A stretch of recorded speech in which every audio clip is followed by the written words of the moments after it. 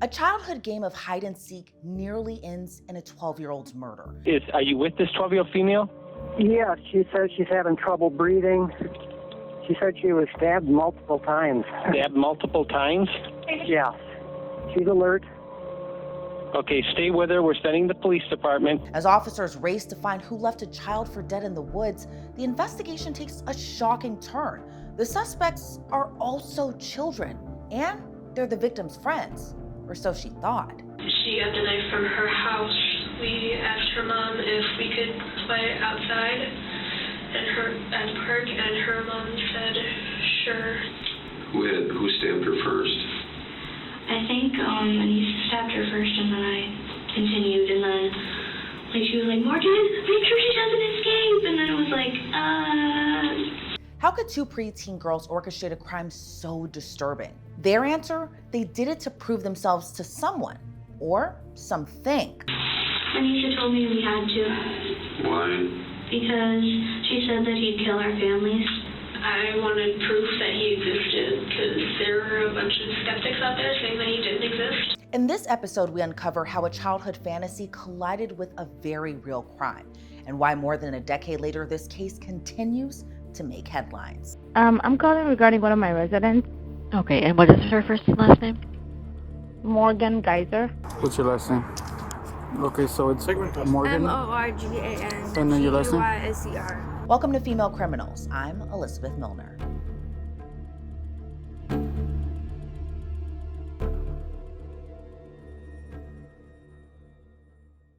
Waukesha, Wisconsin. That's where we meet this week's female criminals, Anissa Weier and Morgan Geyser. Anissa was born on November 10th, 2001. Morgan, May 16th of 2002. Those who knew Morgan Geyser growing up describe her as extremely smart, imaginative, and quirky. But in elementary school, she's considered an outcast. She doesn't have many friends. That changes in the 4th grade when one of her classmates notices her sitting by herself. Her classmate's name is Peyton Lautner, and Peyton doesn't think anyone should have to sit by themselves. So she sits next to Morgan, and the two girls hit it off instantly. They would draw, play outside together, and have sleepovers. Peyton considers Morgan a best friend, and Morgan considers Peyton as her only friend. But by the time the girls are in the 6th grade, that's when Anissa Weier enters the picture. It was around the 6th grade when Anissa moved into the same apartment complex as Morgan Geyser. The two would see each other every day on the school bus, and they become friends. Anissa and Morgan's bond was interesting, to say the least. They weren't into girly pop things like dolls or boy bands. Instead, they bond over horror stories they find on the internet. Anissa and Morgan develop an interest in something called creepypasta. Creepypastas are essentially urban legends or scary stories which are shared and copied around the internet. There's one particular legend Anissa and Morgan take a special interest in: Slender Man. Slender Man is a faceless, fictional character, but Morgan and Anissa are obsessed with him as if he's real. Peyton, however, isn't a fan at all. She thinks this horror stuff is pretty scary. Peyton also begins to notice a change in Morgan following her new friendship with Anissa. Peyton thinks Anissa is cruel and possibly jealous of her friendship with Morgan. Still, she puts up with Anissa. Remember, the girls are in middle school. I think any girl can tell you they've experienced friendship drama like this before. However, the friendship between Anissa and Morgan was different. By May of 2014, they had created something far more sinister than ordinary middle school drama. United by a shared obsession, they had become dangerous. On May 30th of 2014, Morgan, Anissa, and Peyton come together to celebrate Morgan's 12th birthday. It starts out pretty normal. The girls enjoy a night at their local roller rink. They grab frozen yogurt. Then the girls spend the rest of their night at Morgan's house for a slumber party. When the girls wake up the following morning, Morgan asks her mom if she and the girls can go to a nearby park. Normally, Morgan isn't allowed to go there without an adult, but since it was her birthday party and Morgan would be with her friends, her mom gives the okay for the girls to go on their own. Morgan and Anissa want Peyton to play hide and seek. They walk deep into the woods of David's Park in Waukesha. They tell Peyton to lie on the ground and cover herself in leaves. Peyton believes she's playing a game, but what happens next is anything but a game. 911. What's the address of your emergency? Upon a 12-year-old female, she appears to be stabbed. She appears to be what? Stabbed. Stabbed? Correct.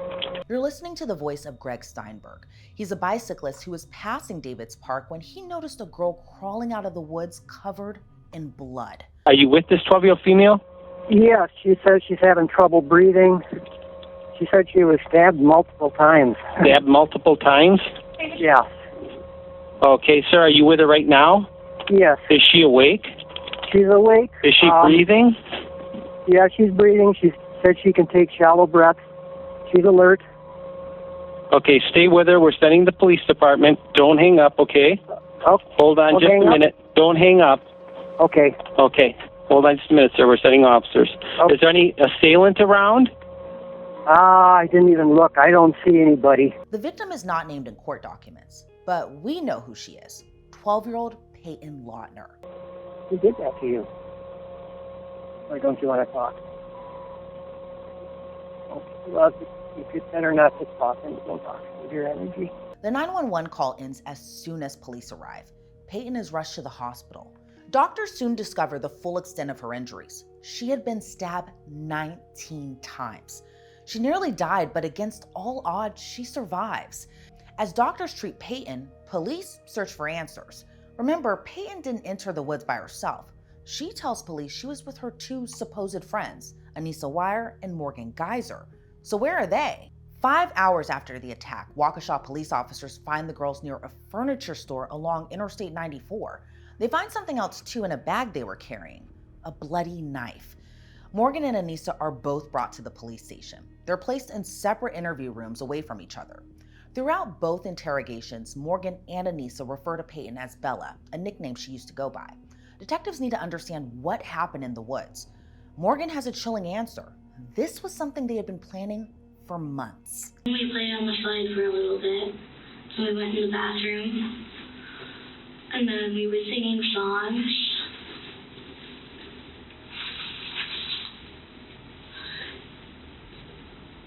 And then Anissa suggested that we go for a walk.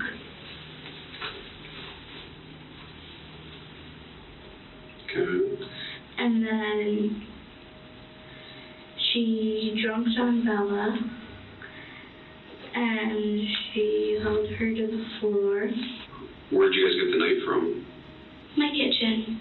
Your kitchen? Anissa did. So who left the house with it? I think Anissa did. It was in the bag. Anissa packed the bag. We both packed the bag. We knew about this since December. One day she just told me that we had to. What do you mean she told you you had to? I mean, she told us we had to kill her. Who did? Anissa. When she says us, what do you mean us? Who's us? The two, you mean the two of you or Yeah. somebody else? There's nobody else.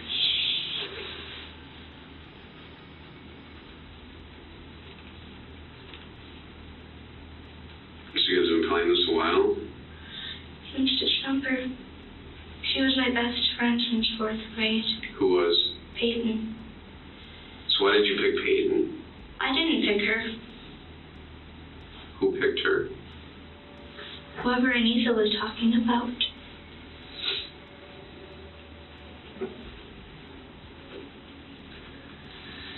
She made it seem necessary, and I figured if it was necessary, then I was. So the person that talked to Anissa told him who to do it? Yep. It was more of a message. I don't know. She didn't go very in-depth. So what else have you guys been doing to plan for this? Just talking about it? The two of you? Has anybody else known about it? No. So how did you know how to... what were you trying to do with her when you stabbed her? Kill her. I might as well just say it. We were trying to kill her.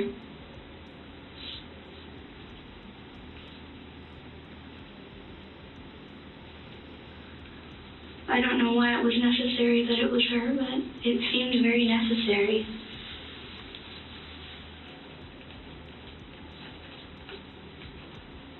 This is going to get me arrested, isn't it? Perhaps Morgan believes that because she's 12 years old, she can't get arrested. The detective asks Morgan how she and Anissa got Peyton to go into the woods. Morgan admits she tricked one of the few people she could actually call a friend. last thing she said to me was, I trusted you. And then she said, I hate you. And then we lied to her. Anissa said that she'd go get help. I didn't have anything to do with the lying. Well, that was all Anissa. She said we were going to go get How did you trick her to get down there? We said that we were going to go bird watching.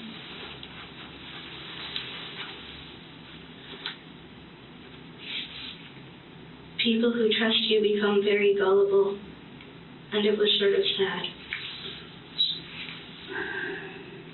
Not like offensive, well, that's sad, but it was sad to do this. So you guys told her you were going down there to bird watch, and then what happened? And then we said that we were going to play hide and seek, and then Anissa jumped her, and then it was like, it happened really fast, and I keep trying to forget. Who stabbed her first? I think Anissa stabbed her first, and then I continued, and then like she was like, Morgan, make sure she doesn't escape, and then it was like, So you think that it was Anisha first? Mm-hmm. You sure? Yeah. Not really. Sort of confusing because I've been trying to block out the screams all day. Throughout Morgan's police interview, she mentions a he, but who would tell two 12-year-old girls to stab another? Well, it's Anissa who reveals who he is. So, there's this website called the Creepypasta Wiki. Okay. It's full of, like, horror stories that are meant to purposely scare you through, like, online literature and all that. Okay. And there's one of them called Slender Man. It's, like, really, Slender Man? Slender Man. Oh, Slender Man, like a skinny guy. Yeah. Okay. And, he has these proxies, or servants, as people call them. Okay. Masky and Hoodie. And, Morgan said, hey, Anissa, we should be proxies. And I was like, okay, how would we do that? And that was around end of December, beginning of January. Okay. And a proxy again, what is a proxy? It's like a servant or like an apprentice. Okay. There are killers and proxies. Proxies are apprentices to killers, and killers are either by themselves or have proxies. Now, we know Slender Man is a fictional character created online, but Anissa and Morgan didn't see it that way. They believed he's real, and they feared what could happen if they disobeyed him. All right, so back in December or January, Morgan told you, like, hey, we should be proxies, type thing. Yeah. And you said what, like? I said, okay, how would we do that? And she said, we have to kill Bella. Okay. Okay, and do you know why she said that? Like, why she was thinking that? Because we had to supposedly prove ourselves worthy to Slender.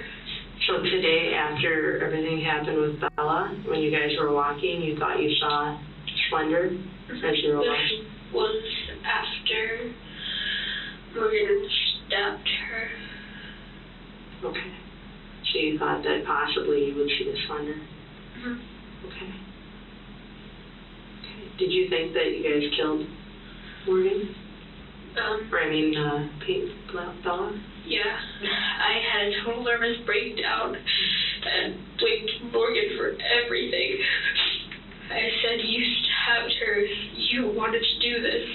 Look at what Morgan did. And Morgan's not one to cry very often. Mm-hmm. And then finally she just let go and started crying. And then I just beat it to bed because I was scared. Mm-hmm. I was scared. And I was scared, A, for myself, and B, for my family, because after we left Peyton in the woods, close to the marshy area that was nearby, She said, oh, and there was one thing I forgot to tell you. I kind of sort of made a deal with Slender, saying that if we didn't kill Bella, that he either would or could kill our families and everything we love. And I don't want that to happen, so that's why I did this. And then I got really scared then and started speed walking and trying to get myself out of there. I even started singing to myself to try to calm myself down. When Morgan said to you that if we don't do this for Slender, our families and loved ones are going to be killed, do you honestly believe that? Well, yeah, because he could be anywhere from 6 feet to 14 feet tall. He's, like I said, a tall guy who constantly wears a suit with a red tie. He doesn't have a face. His skin is white. And at his own will, he can, exploit these tendrils from his back and, strangle his victims. From what the creepypasta wiki said, he targets children most. Okay. So I was really scared, knowing that Slender could easily kill my whole family in 3 seconds. Did you ever talk about killing Bella in the bus at the birthday party? Not very often. We did sometimes, but we made sure we whispered. And when you whispered, why was that? So that nobody else would hear. Granted, the bus is really loud, but people are eavesdroppers. If somebody heard, what were you concerned if somebody heard? That we would be in prison for the rest of our life for planning this. For Anissa and Morgan, the fantasy is over. Now comes the part they can't escape, the consequences. On Saturday, May 31st, 2014, at approximately 9:50 a.m., the Waukesha Police Department was notified by a concerned citizen that a 12-year-old girl was stabbed in the area of Big Bend Road in the city of Waukesha. Both suspects had a fascination with a fictitious character that often posted to a website that is a collection of small stories about death and horror. Based on our investigation, it is believed that the suspects had planned to kill the victim for several months. The 3 girls had a sleepover at the house of one of the suspects on Saturday night, May 30th.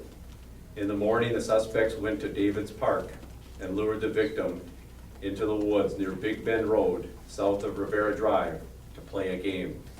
Once there, one suspect held the victim down, while the other suspect stabbed her 19 times in the arms, legs, and torso. Many of the stab wounds struck major organs, but incredibly and thankfully, the victim survived this brutal assault.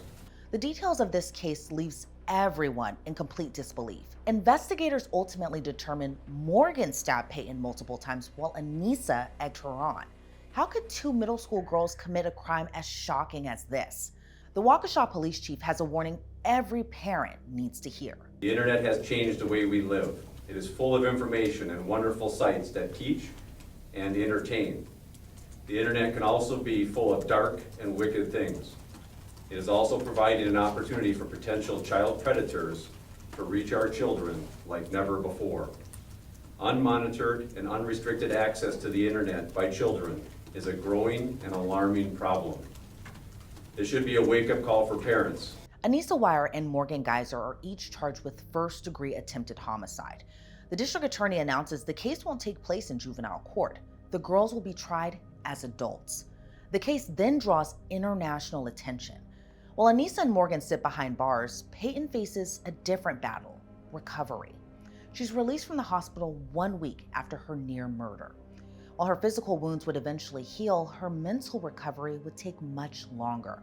Remember, Peyton thought of Morgan as a friend, and now Morgan and her friend Anissa are accused of stabbing her and leaving her in the woods to die. She bravely returns to school in the fall, but for years, Peyton lives with trauma and fear. She would later admit in an interview she slept with broken scissors under her pillow because of what Morgan and Anissa did to her. From 2014 to 2017, Morgan and Anissa's cases worked their way through the courts. Over the years, they're held at a secure juvenile detention center, but they also spend some stretches at state hospitals. Multiple competency evaluations are ordered to determine whether the girls can even stand trial.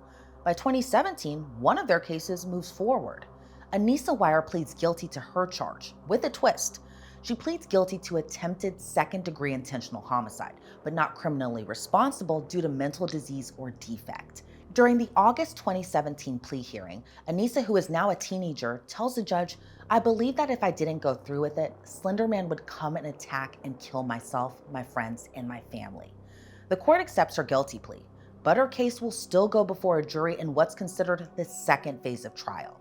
During this phase, the jury will decide whether Anissa will be sentenced to prison or a state mental health facility. Opening statements take place the following month. From the state's perspective, they believe Anissa should be in prison. Waukesha County Assistant District Attorney Kevin Osborne argues mental illness shouldn't give Anissa a get-out-of-jail-free card. There are all kinds of mental diseases or defects. I dare say most people have them. But if we simply said all mental diseases or defects would result in a pass on criminal responsibility, the prisons would be empty because basically everybody has one. I'm afraid of heights. Is that a mental disease? Yes. Would it justify me doing things like the defendant did in this case? Absolutely not. You're going to hear evidence that they were planning this for months and months. It doesn't really have that immediacy the way I think of immediate. Secondly, you're going to hear that on the day this happened, the day they've decided to go through with this after planning it on the bus and for these months, Anissa wakes up. The three girls are sleeping in the same room. The original plan was to get up in the middle of the night, kill Peyton, and leave. And Anissa wakes up at 1:30, tries to wake up Morgan, and Morgan's like, "Nah, it's too early. We're not going to do it right now." If they were really, truly afraid of an immediate harm to themselves or their families, from a fictional character that apparently knows all and sees all, wouldn't they be thinking, "Oh, geez, if we don't get up now and do this, Slender Man's going to be mad"? That's not what happens. They don't. They go back to sleep. Morgan has the knife. I remember, we're supposed to believe that Morgan is the dominant character here who's leading Anissa down the wrong path. And yet it's in the woods. In the woods, Morgan's got a knife. What does Anissa do? Morgan's holding back. She's waiting. Anissa says, "Go berserk. Go for it." It's Anissa, not Morgan, that initiates the final act. Morgan is the one that does the stabbing. I'm not denying that. But it's on Anissa's command. The prosecution argues Anissa participated in this brutal stabbing not to appease Slender Man, but Morgan Geyser. So then why did she do it? And I think the answer is in parts of Mr. Smith's opening statement. She doesn't have any friends. She's lonely. She's depressed. And all of a sudden, Morgan is her friend. And Morgan wants to do this. So what does Anissa do? She goes along because she wants to preserve her one and only friendship. Not because she's afraid, but because she's lonely and she wants something. She wants the friendship with Morgan, and she doesn't want it to end. She doesn't want a situation where Morgan says, "Well, if you're not going to help me, I don't want to be your friend anymore," because that's all she's got. And she wants to be a proxy of Slender Man, which is different than being afraid that Slender Man is going to kill your family. Meanwhile, Anissa's defense attorney, Joseph Smith, doesn't deny her role in the stabbing. Instead, he argues Anissa suffered from undiagnosed mental health issues and delusions. The two believe that the only way that they could prevent that was for them to become proxies for Slender Man. But to prove to Slender Man that they were worthy to become proxies, they had to kill someone close to them.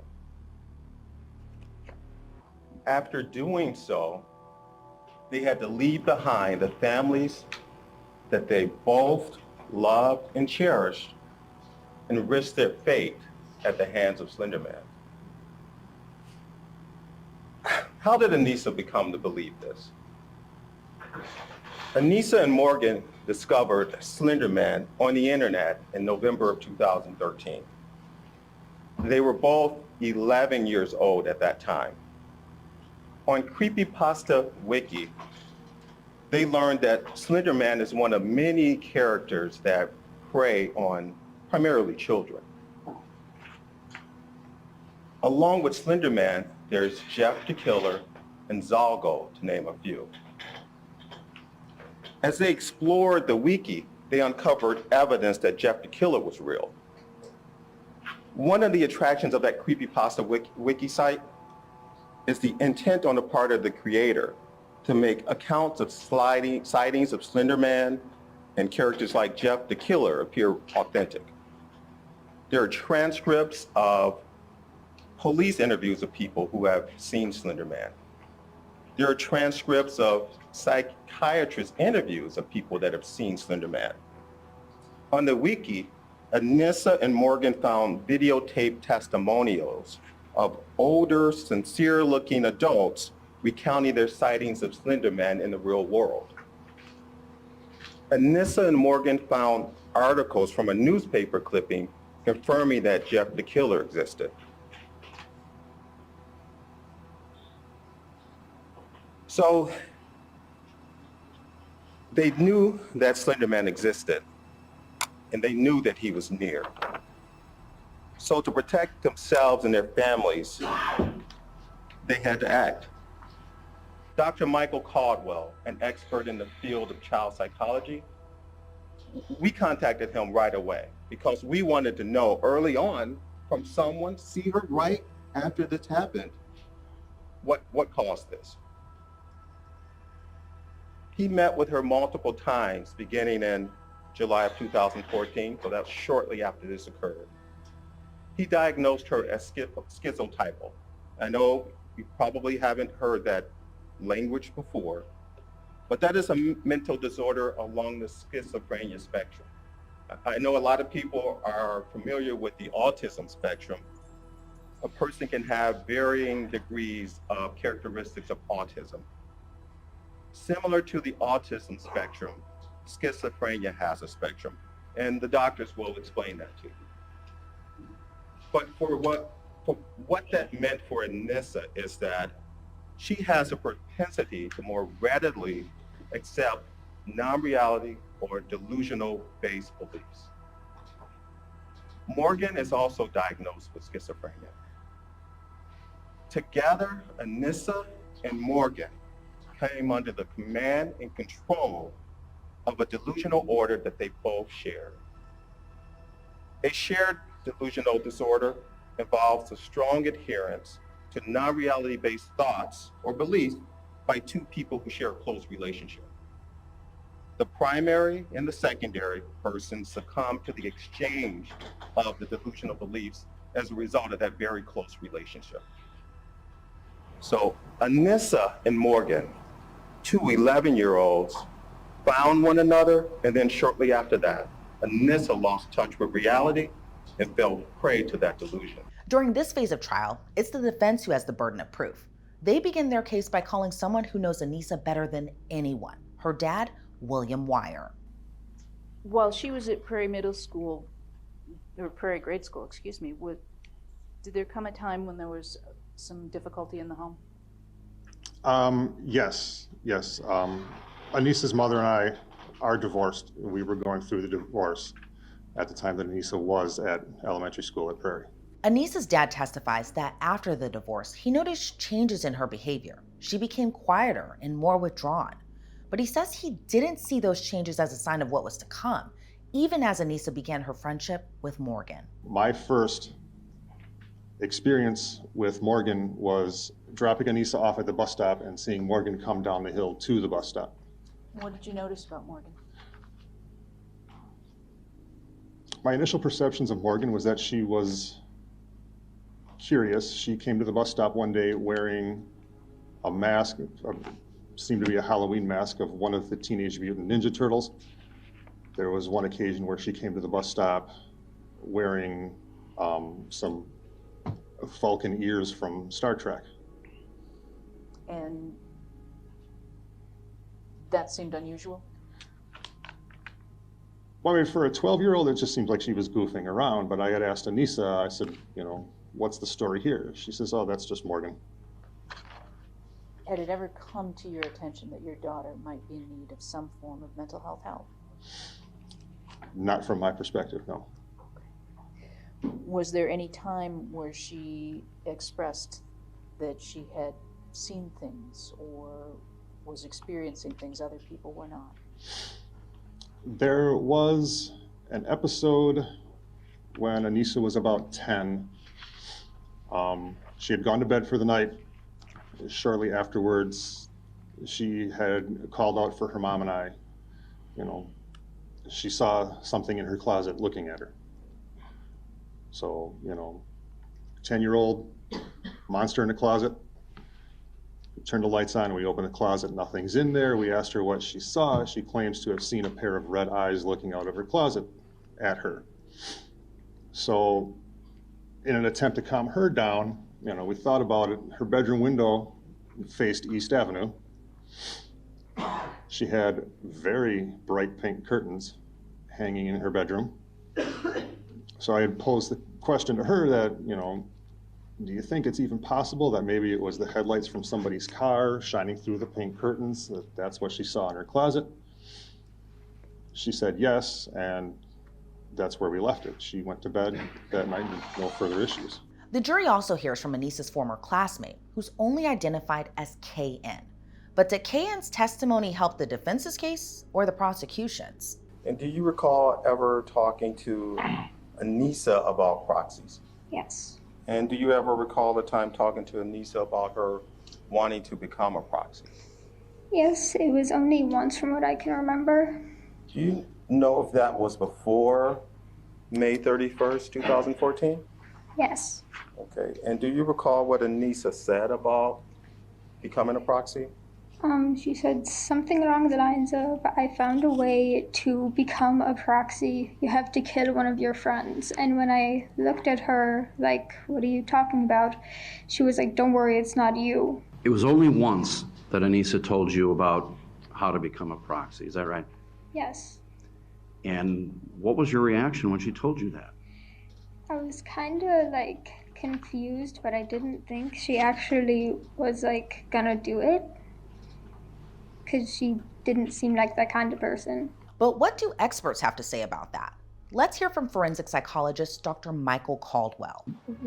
First, I believe that her functioning on that day was that she believed in Slender Man. She believed that she and Morgan Geyser had a special understanding of that Slender Man was real, and no one else seemed to be able to have that insight.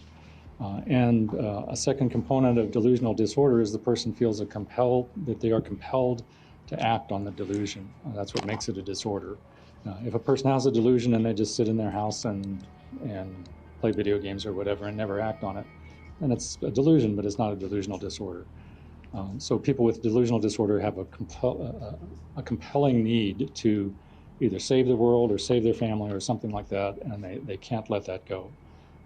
And so there are two components to this. One is whether she fully appreciated the wrongfulness of her behavior. I think she understood that the behavior was going to be criminal, that they could be arrested. But believing that this was an evil force that no one else could understand except herself and Morgan Geyser placed on her a moral requirement to try to protect herself and her family from this horrible thing. And it was, in her mind, I think, that she was acting out of a sense of altruism, that she was saving someone in this very difficult moral choice.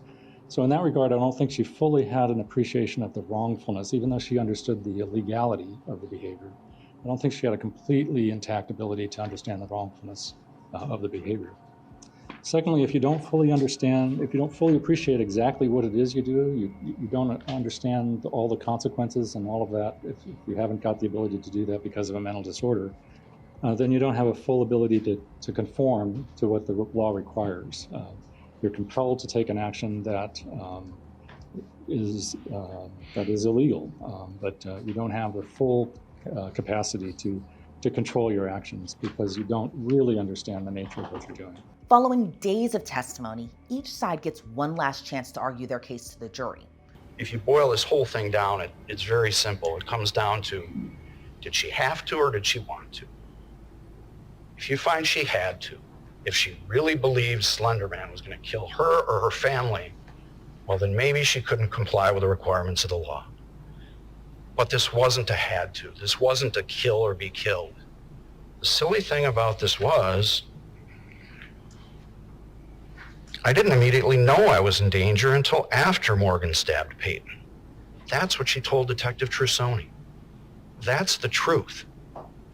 It was not kill or be killed. It was a want. And because it was a want, she could comply with the requirements of the law. It was a choice.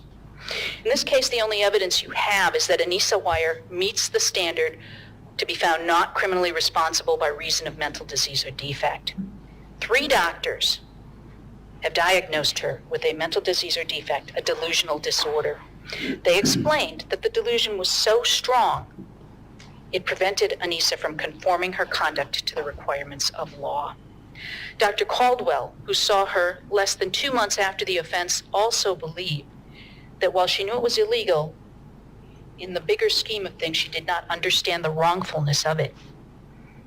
The doctors came to these conclusions after reviewing all the information, including the entirety of the recorded statements.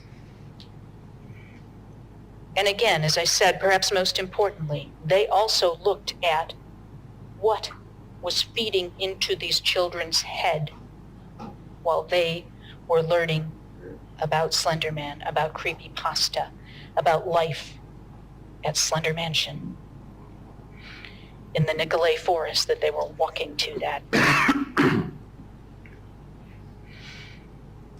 They knew what was said by both girls. They knew from the police report. The jury has a huge task on their hands, and they don't come to a quick verdict. They deliberate for 11 hours before coming back with their decision. Court will read the verdict. We, the jury, find as follows. Question 1. At the time the crime was committed, did the defendant have a mental disease or defect? Answer is yes by 10 to no. Court will grant the judgment on the verdict so ordered. Based upon that, I will find that Anissa Weier was found not guilty by reason of mental disease or defect to the crimes charged: attempted second-degree intentional homicide, party to the crime with the use of a dangerous weapon. The now 16-year-old avoids prison. While Anissa awaits sentencing, Morgan's case moves forward. She decides against a jury trial and accepts a plea deal from prosecutors, which allows her to avoid prison too. Just like Anissa, Morgan will serve her sentence in a state mental health facility. Morgan's sentencing is on the calendars for early 2018. In December of 2017, Anissa Weier's sentencing takes place. We haven't heard from her since her police interrogation 3 years earlier. Now we're hearing from her again. Is she sorry at all? I just want everyone involved in this to know that I do hold myself accountable for this, and that I will do whatever I have to do to make sure that I don't get any sort of delusion or whatever again. And I want everybody involved to know that I deeply regret everything that happened that day, and that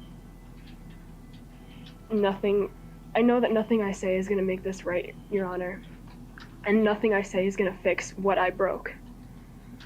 I'm just hoping that by holding myself somewhat accountable and making myself responsible for what I took part in that day, that I can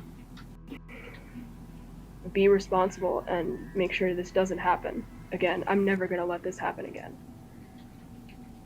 I'll do whatever I have to do to make sure that this doesn't happen. And I know you've heard that before, and you're probably going to hear it again, but it's the truth. And I'm sorry. Peyton and her family do not attend Anissa's sentencing. but their presence is still felt in the courtroom as the judge reads a letter written by Peyton's mom. Ms. Millner talks about what brought him to today and what brought her to writing the letter. And it talks about, it says, the reasons for agreeing to accepting the plea deals for Morgan and Anissa. First, because we believed it was the best thing to do to ensure Peyton would not have to testify. Traumatizing her further didn't seem worth it. It's a very practical result, but that's certainly true. Just as you walk down the street and somebody looks at your scars, to come back in and relive everything verbally would be traumatizing, and it would be a new injury to her and to the family and also to the community. And second, because Peyton felt placement in a mental health facility was the best disposition for both girls. While Peyton believes a mental health facility is the best place for Morgan and Anissa, she still fears for her safety. She still sleeps with her windows closed, locked, and with security latches engaged. She still refuses to open her curtains. This letter serves as a powerful reminder that this case isn't about Slender Man or the media frenzy that followed. It's about what happened to Peyton Lautner, a 12-year-old girl who was nearly killed for no reason. The judge orders Anissa to undergo treatment for the next 25 years at the Winnebago Mental Health Institute. Then in February of 2018, Morgan Geyser learns her sentence.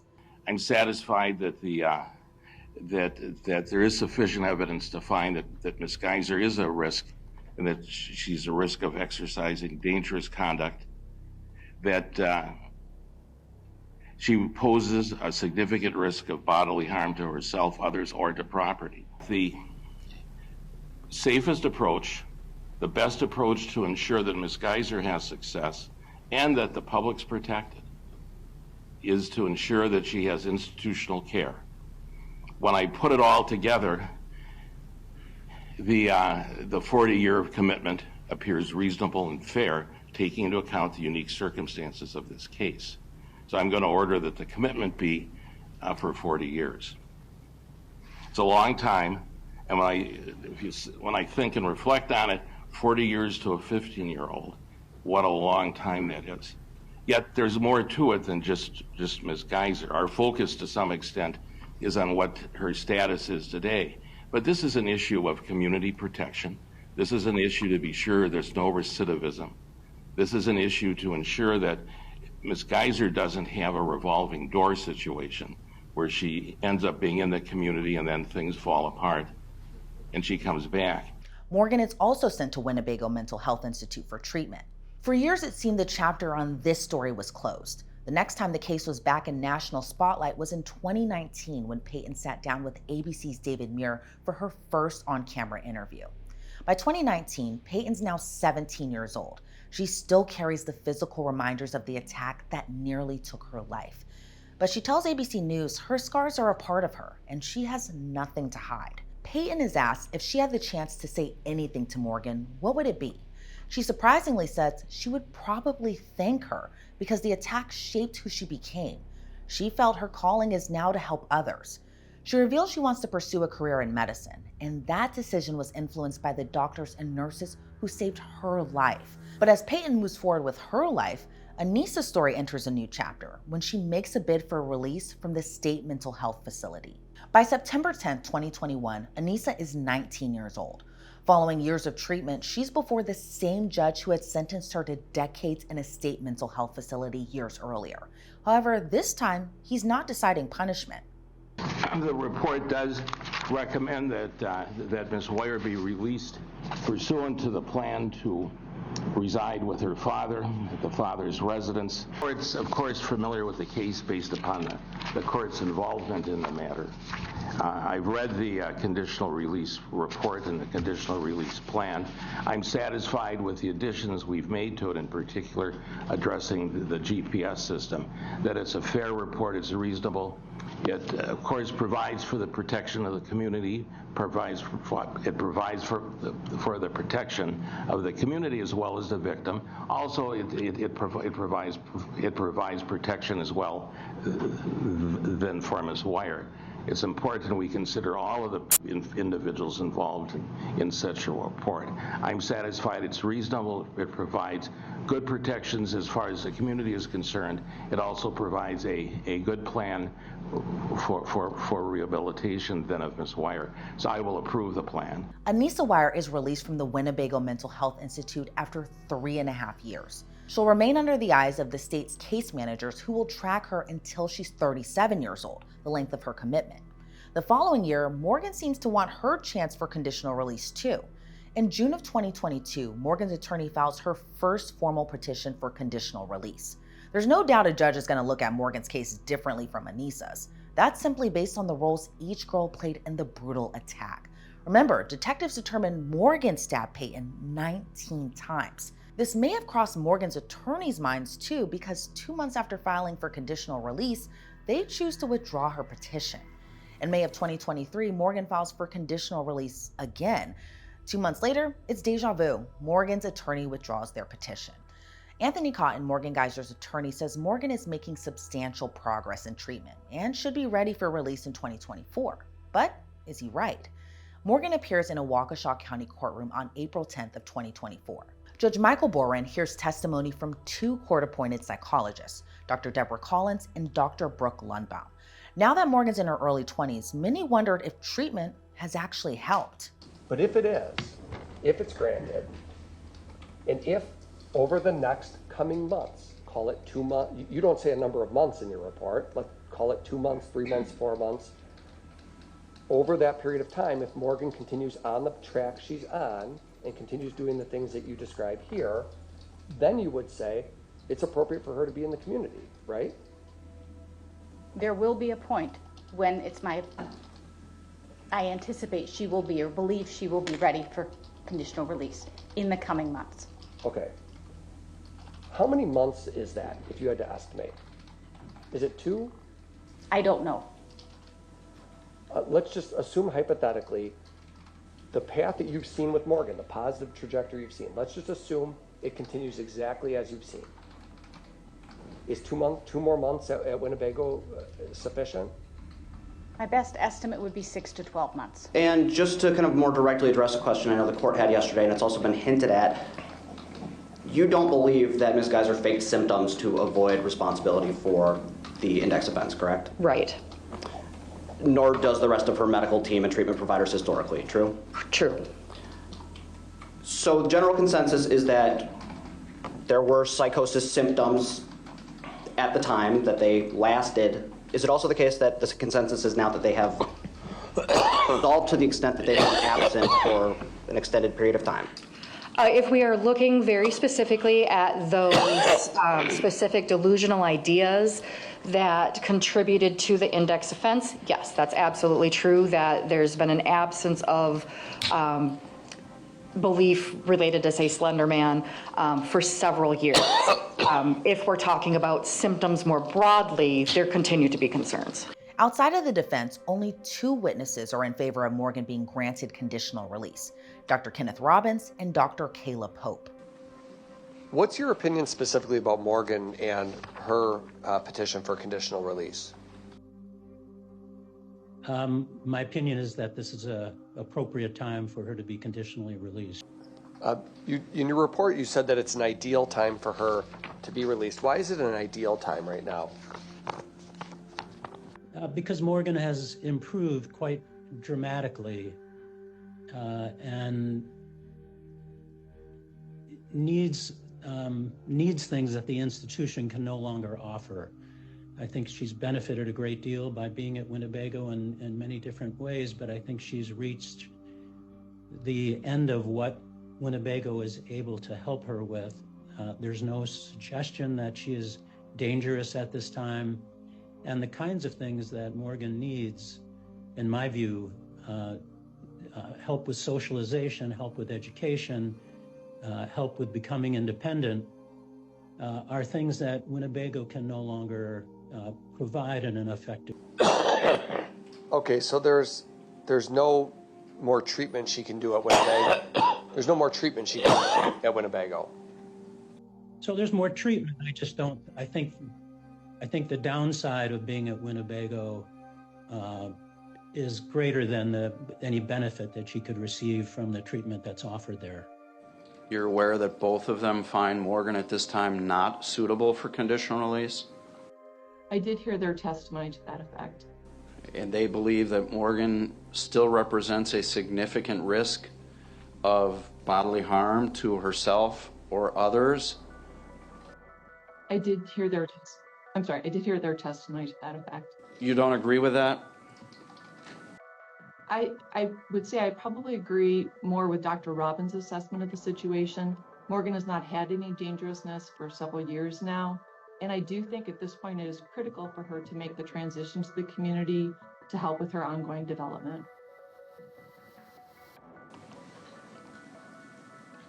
You don't believe 6 months from now she would be less ready to go into the community, do you?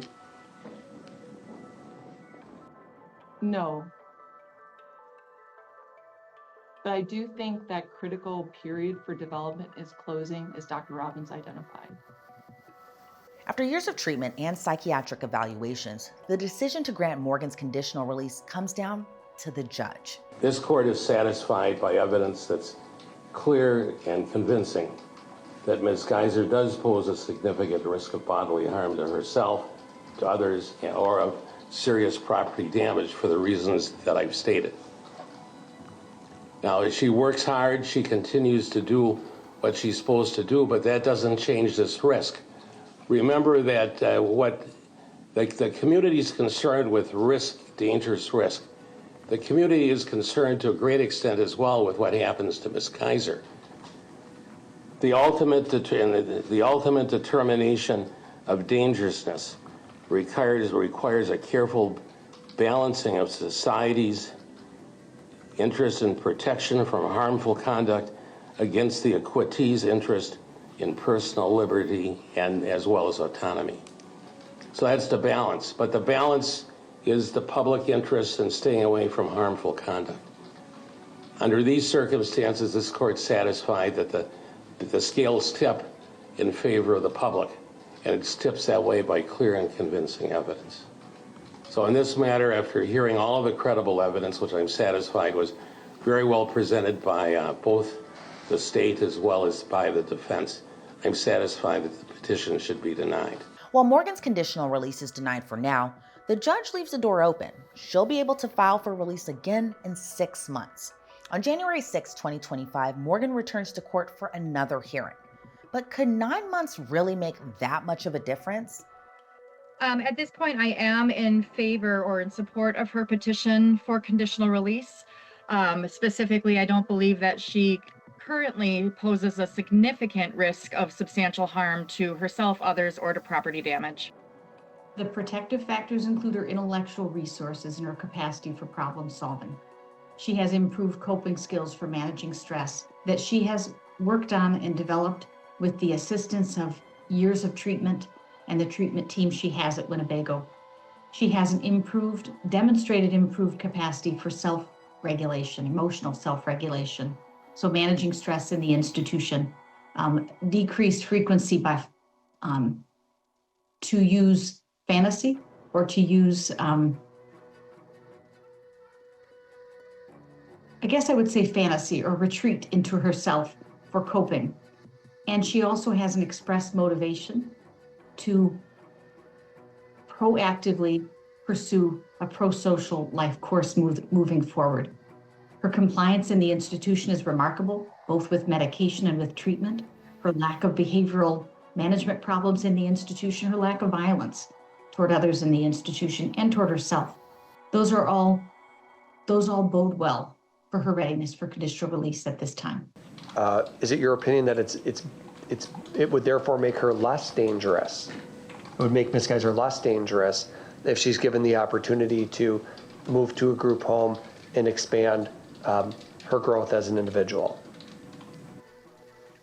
I don't think she's going to become dangerous to other people, whether she's at Winnebago or not. I think that there is the risk that over time, if she is limited by the things that Winnebago can offer her, I could imagine her becoming hopeless at some point and potentially becoming a danger to herself. So yes, Perhaps ironically, I think she would be safer outside of Winnebago. After the judge reviews this new testimony plus Morgan's evaluations, this time the outcome is much different. So in reviewing all of the reports and the matters, I'm satisfied that under the circumstances that the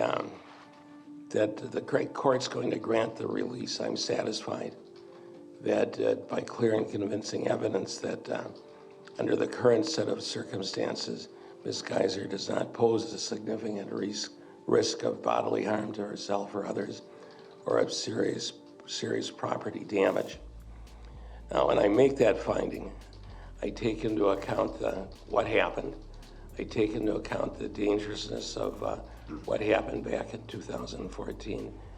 I take into account, though, what's happened since then, in particular in the last 6 months. I take into account the opinions of the doctors, but in particular, and it's been an important analysis for the court to make, that as the Randall decision talks about, that the ultimate determination of dangerousness requires a careful balancing of society's interest in protection from harmful conduct against the acquittee's interest in personal liberty and autonomy. In looking at the Randall case and of what happened in Randall and what the circumstances were of Randall, when I contrast Randall to Geyser, there's a tremendous difference in the rationale for rejecting supervised release in that case, in Randall's case versus in this matter. When I weigh that dangerousness concept and I come back to what happened and what the progress has been, Ms. Geyser doesn't fall into the same category as Mr. Randall in his petition for release and the denial of that release. So on that standpoint, I'll grant the petition so ordered. Although the judge grants Morgan's release, she's not free to just walk out of the courtroom. State mental health experts have to come up with a release plan for where she'll stay. Unlike Anissa, Morgan's release plan doesn't include going home to her family. Instead, she's ordered to stay in a group home. For Morgan and her defense attorney, this is a victory. Morgan's going to do, I'm very confident Morgan will do well. I mean, of course, that's balls in her court, obviously, to make sure she's addressing her issues and taking it seriously. We can only do so much, and we never have a crystal ball, of course. He's right. No one can predict the future. But in November of 2025, his words would take on a different meaning. I'm calling regarding one of my residents. Okay. She left last night and took off her GPS monitor, ankle monitor that she had. Okay, and what is her first and last name? Morgan Geyser. This is a nightmare. I remember when this news broke and instantly thinking about Peyton and her family. For years, they worried something like this could happen. Now they're living through their worst fears. The caller from Morgan's group home reveals there was a much older friend who often wanted to visit Morgan. This friendship began to raise concerns, and their suspicions were right. Hey guys.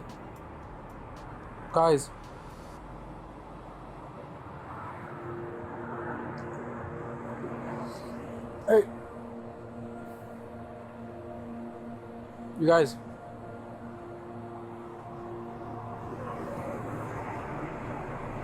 Hey, unfortunately, you guys can't be back here. I'm sorry. I believe that Robbins Police Department, you're able to sleep in their lobby. We're fine. We'll just move around. What was that? We'll just move around. Okay. Thank you, I appreciate that. Sorry to bother you guys.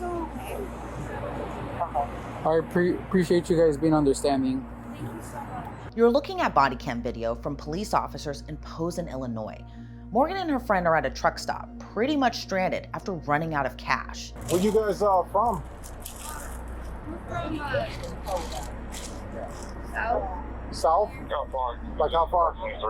Not that far. We're not living anywhere. We'll be fine tonight. Okay, I just want to make sure you guys are warm. We're fine. You sure? Yeah.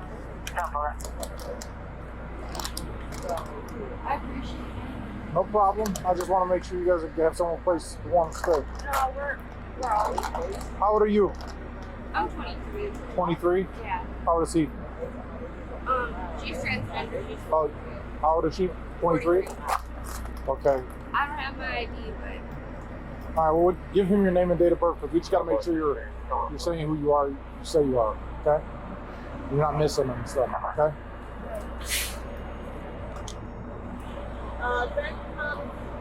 No problem. Thank you for calling. Thank you for calling. Okay, what's your last name?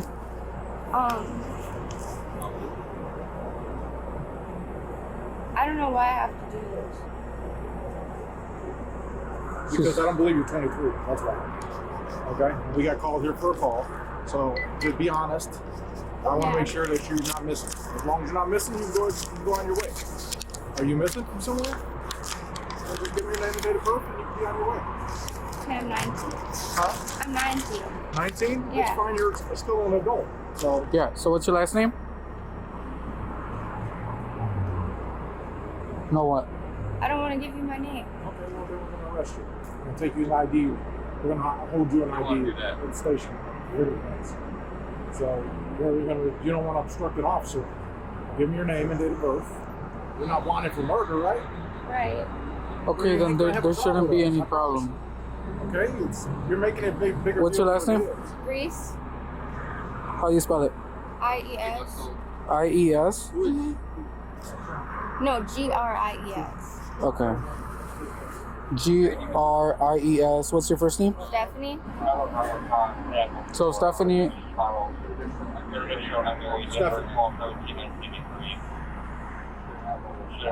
Give me your real name. Okay? Because if he comes back, no record on file also, which I hope he doesn't, because that means both of you are lying, I'm going to take you both in for fingerprints. Okay? Don't make us do all that. We just want to send you on your way. No, you can't. You guys wanted for something? Why are you hiding your name? I don't understand. Eventually, Morgan comes clean. She gives the officers her name after likely knowing her small taste of freedom has come to an end. So Morgan is your first name, right? Yes. G-E-Y-S-E-R. No. Let me say goodbye, please. Okay, we will. I will never see her again. Yeah, you will. No, I won't. 304. Why? Because I did something bad. Let me say goodbye. We will let you say goodbye, but just stand by until we figure out what's going on. Okay? You I promise? promise I'll let you say goodbye. No matter what I did? Yeah, no matter. Last name. That's my word, okay? Okay? You're being honest with me. I'm being honest. That's my name. Trust me, I didn't want to give it to you. Okay. You'll see why in a second. But she didn't know my name. Go ahead and put your hand up. You said I could say I will goodbye. let you. You guys going to the same place, okay? Okay. I promise you didn't know. Okay.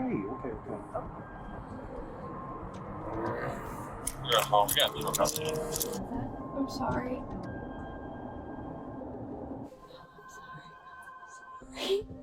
Sorry.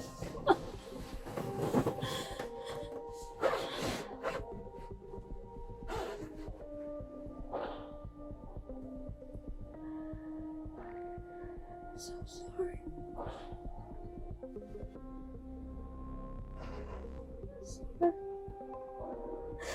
Sorry. So sorry. So sorry, God.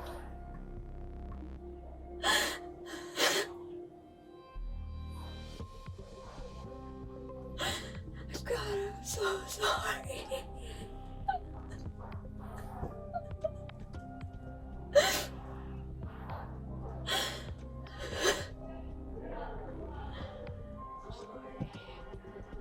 So sorry, God.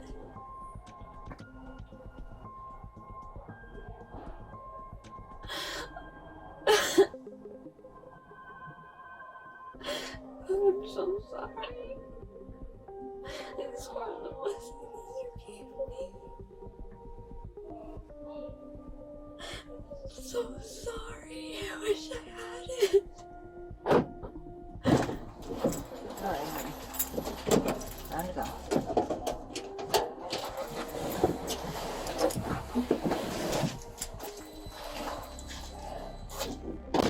Morgan doesn't get to go back to her group home. She's arrested and taken back into police custody. In December of 2025, Morgan's conditional release is revoked, and she's ordered back to the Winnebago Mental Health Institution, where she still remains as of this recording. As for Anissa Weier, she still continues to live with her dad under conditional release. And of course, I can't end this episode without talking about Peyton Lautner, the girl who survived and overcame so much. She lives a private life now, but wherever she is, we hope that she's doing everything she's ever dreamed of. Thanks for joining me on this episode. I'm Elizabeth Millner, and we'll see you back here next week with another female criminal.